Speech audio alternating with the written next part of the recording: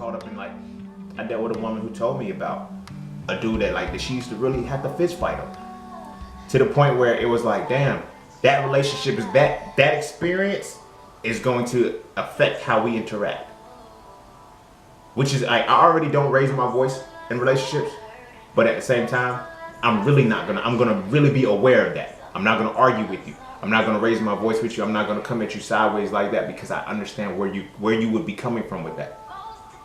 You feel what I'm saying? I don't want you to feel like, oh, he's gonna, this is what's gonna happen when we disagree this night. Nah, I don't want that energy. But because I understand that about you, you may not be willing to set that boundary because, you may just, okay, this is how it has to be. I'm ready for what's coming.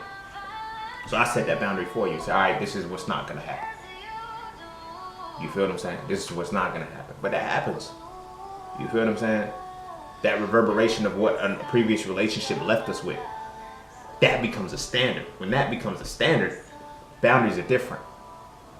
Boundaries are different. You can go from, getting beat up in a relationship to just, as long as this motherfucker don't hit me. Like, fuck the verbal abuse, fuck all the other shit. Like, as long as this motherfucker don't hit me. Take some time to establish what boundaries you want from a relationship. What do you like? What do you not like? What will you allow to go further? What will you allow not to go further? You feel what I'm saying? Like, start nipping that shit in the bud. Like, now granted, it's like, well, what if I cut it off in the beginning? Well, the universe is really going to, it's you just segue to make a way for what's really supposed to come for you. You feel what I'm saying?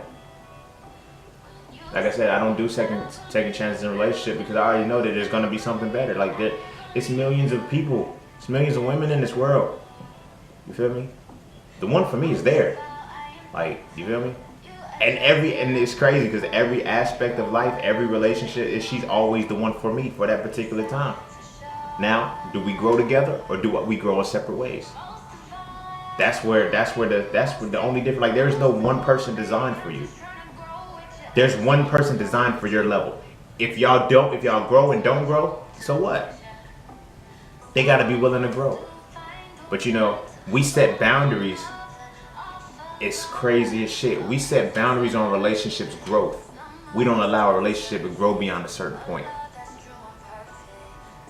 But we don't set boundaries for the fuck shit, for the destructive shit. That's crazy as fuck. We set boundaries for the growth of a relationship.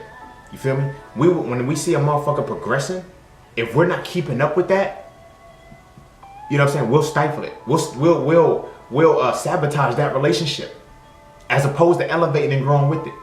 But when the shit is bringing us down, we stay in the motherfucker. Damn. That's what unconditional love would do for you. That's what unconditional love would do for you. You feel me? Because the only conditions that you're unconditionally loving shit from is negative shit. You feel what I'm saying? The growth, the love, and all that shit.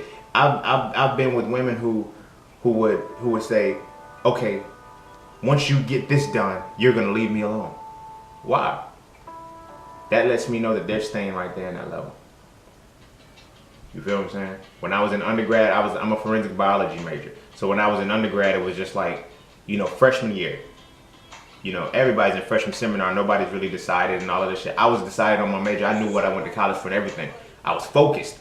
You feel what I'm saying? So when I meet women, it's just like, oh, we can talk. And it's like by sophomore year and shit like that, it's just like, oh, no, we can't talk anymore because you're in this position. I'm not even there. Like, it's like, yo, like, why are you not wanting to elevate? Why are you not wanting to grow?